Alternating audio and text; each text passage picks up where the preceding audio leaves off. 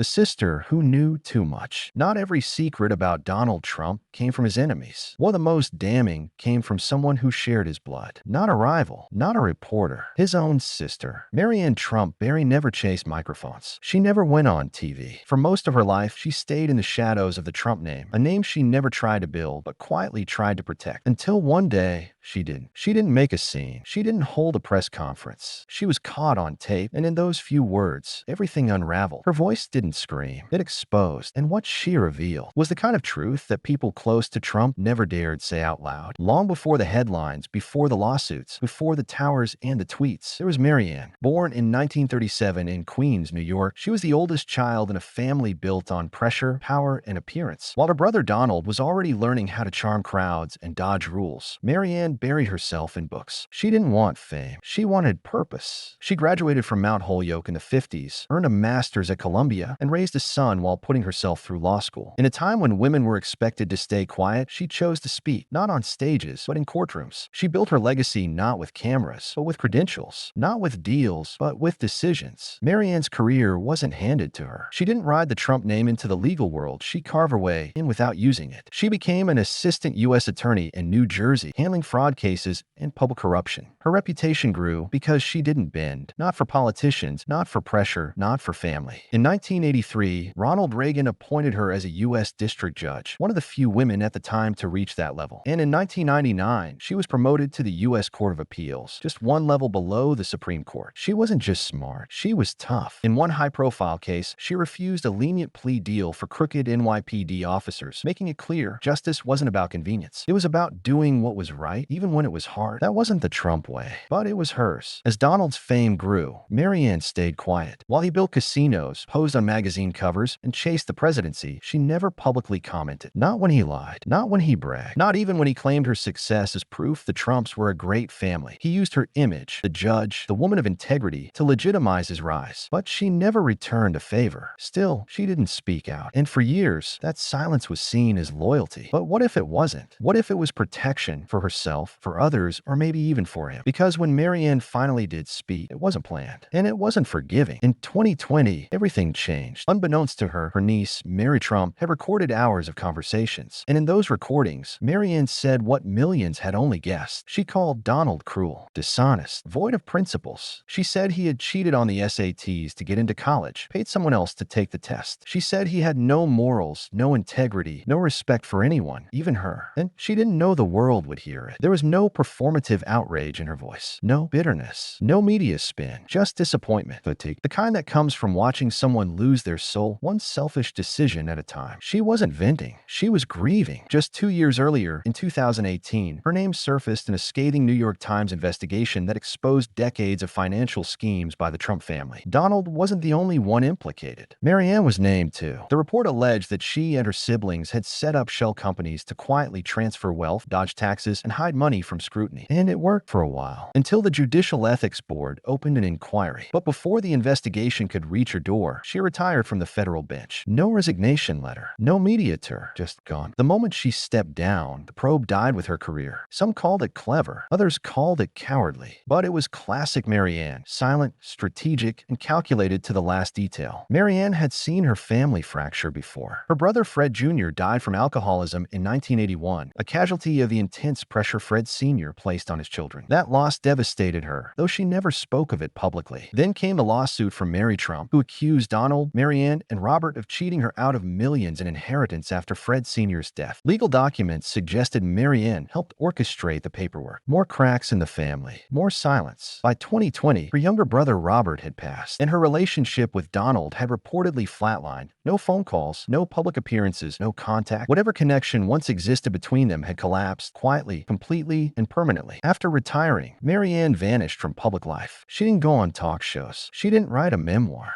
She didn't even respond to the media storm over the tapes. She didn't want fame. She wanted peace. Those close to her said she lived a life of reflection, attending church, taking quiet walks, and making private donations to legal justice groups. No headlines, no applause, just a woman trying to leave the world a little better than she found it, without asking for credit. When she died in November 2023 at the age of 86, the news barely made a ripple. No big service, no national tribute, just a small private goodbye, fitting for someone who had spent her life avoiding avoiding the spotlight her brother chased relentlessly. After retiring, Maryanne vanished from public life. She didn't go on talk shows. She didn't write a memoir. She didn't even respond to the media storm over the tapes. She didn't want fame. She wanted peace. Those close to her said she lived a life of reflection, attending church, taking quiet walks, and making private donations to legal justice groups. No headlines, no applause, just a woman trying to leave the world a little better than she found it, without asking for credit. When she died in November 2023 at the age of 86, the news barely made a ripple. No big service, no national tribute, just a small private goodbye, fitting for someone who had spent her life avoiding the spotlight her brother chased relentlessly. Some say Maryanne's silence was noble. Others say it came too late. For decades, she watched her brother bend rules, dodge consequences, and spin narratives. She didn't correct him. She didn't stop him. But maybe she couldn't, because being a Trump didn't just mean sharing a name. It meant being tangled in the same web. Every time she looked away, did she feel complicit? Every time she stayed quiet, it cost her something? Some legal experts believe her silence helped Donald climb higher. He used her legitimacy, a federal judge, to shield himself from critics. She gave him credibility, even if unintentionally. And when she finally stepped back, it was too late to untangle her name from his. That's what made the secret recordings so devastating. They weren't just gossip. They were the sound of a woman finally saying what she should have said years ago. Not to tear down her brother, but to reclaim the truth. After retiring, Maryanne lived almost invisibly. Friends described her as distant, reflective, and tired, not physically, but emotionally. She rarely left her Manhattan apartment except for mass or private walks in Central Park. She donated quietly to immigrant rights groups, law scholarships, and legal clinics for low-income families. She didn't write a memoir. She didn't correct the public record. She didn't defend her name. She let her silence speak louder than any statement ever could. And maybe that was the point. Because in a family obsessed with controlling the narrative, Maryanne let the truth slip out in the one way no one expected, by not controlling it. When she passed in 2023, no Trump statement followed. No family tribute. No press conference. Just silence. In the Trump family, restraint is rare. Noise is power. Outrage is strategy. But Maryanne rejected that blueprint. Her life wasn't defined by moments of spectacle, but by a lifetime of restraint. She didn't build towers. She built trust. She didn't chase crowds. She defended people they forgot. Her rulings protected immigrants, minorities, and vulnerable communities, often in direct opposition to Donald's political stances. So when she finally let her guard down, just once in private, the world heard a different kind of Trump. Not a deal maker, not a headline chaser, but someone who had seen it all and had enough. In the end, Maryanne didn't bring down her brother. She didn't testify. She didn't leak documents. She didn't seek revenge. She just told the truth, and it was enough. The secret recordings were never meant for the world, but when they surfaced, they gave the public something rare, a glimpse of Donald Trump through the eyes of someone who loved him once and couldn't anymore. Her voice was calm, but her words shook the foundation of a carefully built empire of lies. She had spent a lifetime believing in rules, order, and quiet dignity. And when she finally broke that silence, even accidentally, it wasn't rage, it was release. Maryanne didn't die with secrets. She died with control. She chose silence, until silence was no longer an option. And when she finally spoke, her whisper carried more weight than any of Donald's roars. If this story gave you a glimpse into a side of the Trump family you've never seen before, don't let it stop here. Hit like if Maryanne's quiet truth hit harder than any speech. Subscribe for more stories that uncover what's said in whispers, not headlines. And turn on notifications, because what we reveal next might just change everything you thought you knew. Thanks for watching. Now click the next video popping up on your screen. You won't believe what we found next.